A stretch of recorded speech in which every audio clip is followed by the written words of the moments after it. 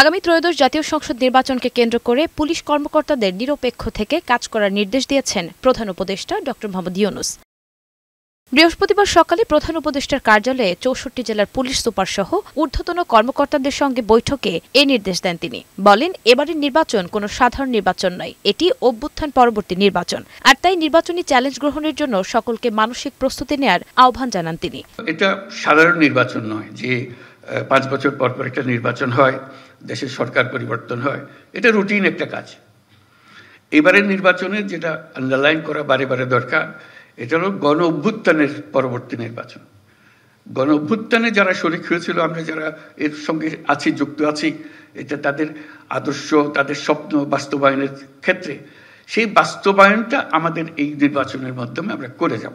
শহীদদের কাঙ্ক্ষিত বাংলাদেশ গড়তে হবে উল্লেখ করে তিনি বলেন, আগামী জাতীয় সংসদ নির্বাচনের মাধ্যমে নতুন বাংলাদেশের জন্ম হবে, তাই ধাত্রীর দায়িত্ব পালন করতে হবে পুলিশকে। যে স্বপ্ন দেখার মাধ্যমে জীবন আত্মত্যাগ করেছ, সেই আত্মত্যাগের পেছনে যা যা তোমাদের মাথায় ছিল সেটাকে আমরা এখন স্থায়ী রূপদান করতে যাচ্ছি।